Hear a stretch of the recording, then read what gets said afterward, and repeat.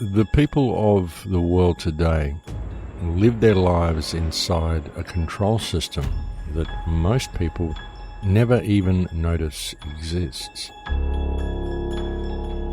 It's an extremely sophisticated system, and yet a very simple system. And it exists mostly simply because people believe that it is there.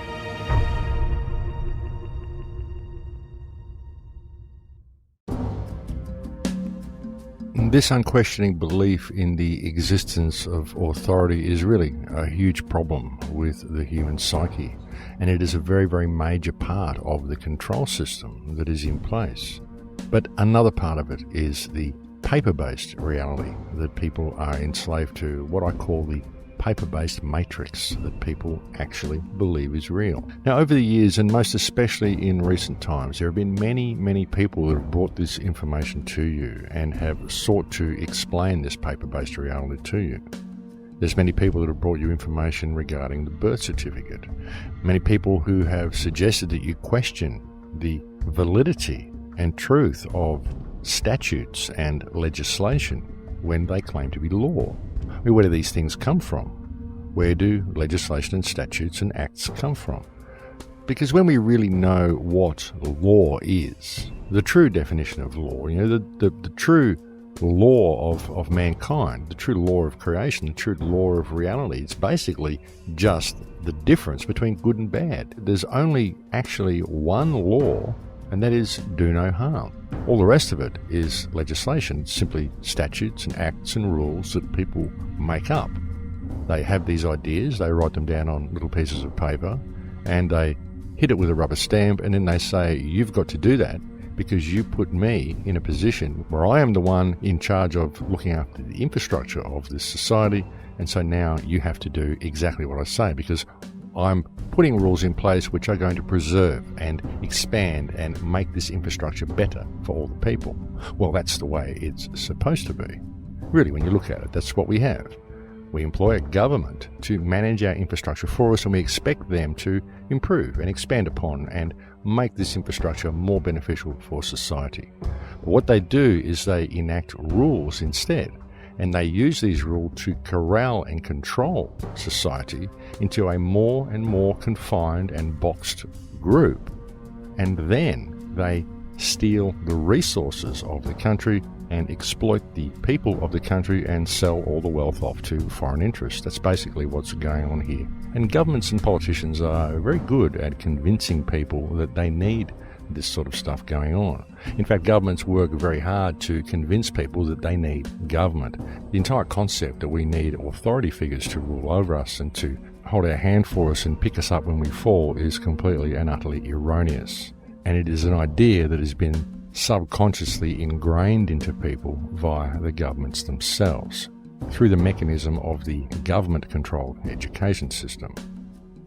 Because you see, that is one of the main purposes of the scholastic system, is to instill into people a deep-seated respect for authority. But ultimately, folks, when you really look at this whole control mechanism, it's simply a meme. It's just an idea.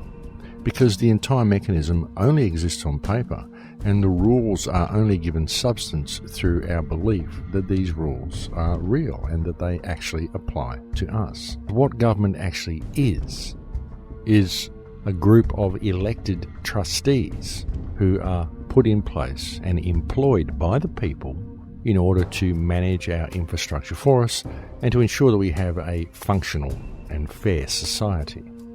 But the essential thing to understand about these politicians and about all public servants is that what they are public trustees, because they are put in positions of trust and granted power via the people themselves.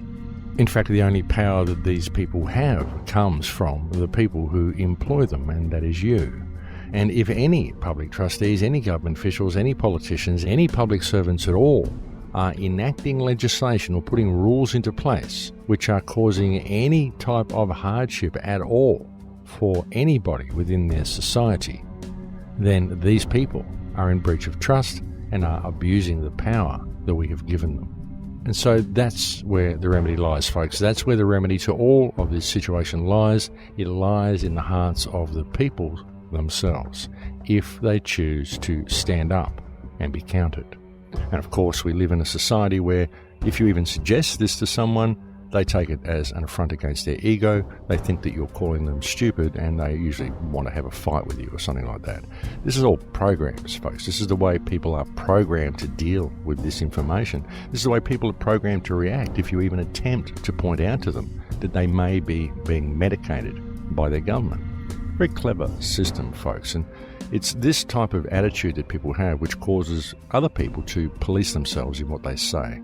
It's very, very difficult to approach people and suggest these things to them because you are scared of the reaction that it may cause. And of course, the reaction is generally a programmed reaction, as I've just described. And you'll find that much of what people say and do in regard to any situation is a programmed reaction very often. And there are many programmed situations that happen as well.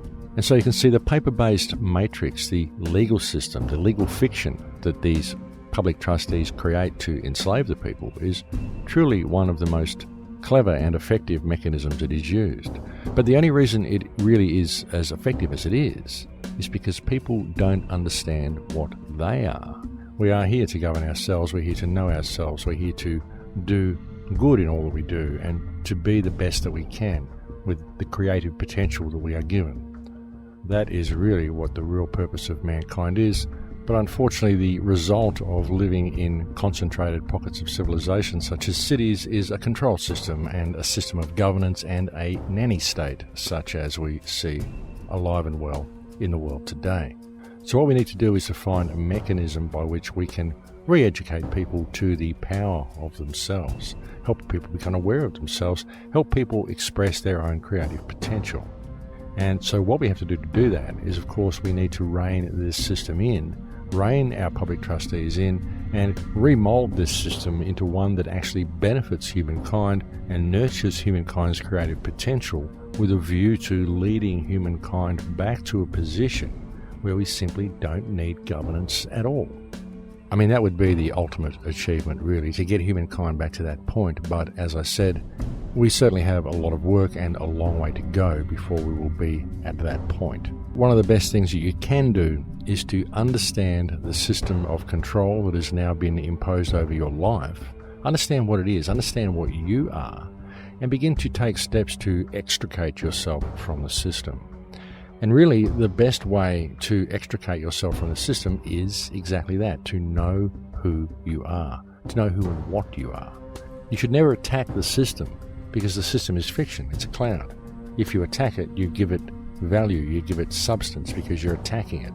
You're creating it into being, you're believing it exists. And because it is fiction and doesn't actually exist, it only exists on paper, then why are you attacking it? You don't have to attack it.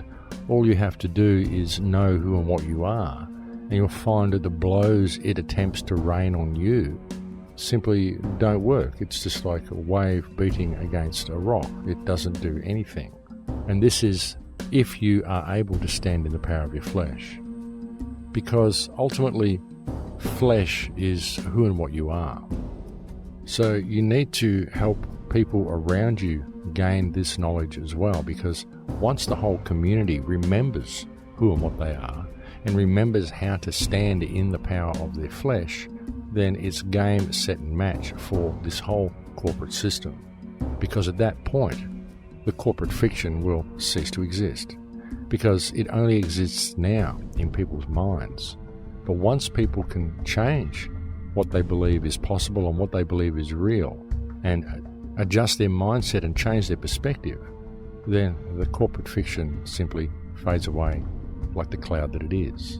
But what I'm attempting to do with all this, folks, is help you come to the realization that you are a living spirit inhabiting a vessel of flesh, and that nobody owns you. Nobody can control you apart from yourself, and that all you really need to know about law is the difference between good and bad. And as far as the legal fiction goes and the slavery system that is there to control you, there are only two words you need to know within that whole legal system, which will help that system comprehend who you are. And those two words are sui generis, or sui generis, as some people call it. When you can truly understand what you are, the absolute miracle of your existence, and it is an absolute miracle, folks. I mean, think about it. You are a biological entity of flesh and blood and organs with this electromagnetic frequency running through you, and you are conscious. You are conscious. You can think. You can create. Look at what we've created. Look at this world. All the buildings we've built, the art, the wonderful things that we've done, and the damage that we've done, all of it. This is all because of who you are. This has all been created by human beings. This is incredible. Really think about that. Think about the power of your flesh to create, the power of an idea to create the world that we've got, the power of an idea to be free, the power of an idea to be a slave. Which idea are you going to have? And is it your idea? Think about the miracle of yourself, and it's astounding. It truly is astounding when you can really grasp the wonder of your existence. You may think about it and go, yeah, it's really, really amazing. But then one day, the true profoundness of the fact that you are here may just hit you. And when the penny drops, you will go, oh my God, this is incredible. And what it has the potential to be is astronomical, absolutely astronomical. We are capable of so much. Were we not locked into this box of fiction that has been constructed for us, this disempowered box of fiction, and to be controlled by legal fiction, stuff that exists on paper, ideas that were put there by other people, and we were told that this idea is reality. But is it really your idea? It's not. It's just someone else's idea, because that's all this system is. It's just the idea that authority is real, the idea that the control mechanism exists, the idea that words on paper actually mean more than what is in your heart. That's what this system is, and it's ludicrous because it's all fiction. The control grid that you believe you have to be subservient to is just someone else's idea. The concept that your flesh is owned by somebody else and that you are subject to their authority is just someone else's idea. The fact that you have to pay to be alive, again, is somebody else's idea. You know, we are all caring, giving, good people. Most of the world are good people. Some of them aren't, but most of them are. The best way for you to change the world is to change yourself, to change the way you view reality, change the way you view yourself, and change the way you view other people.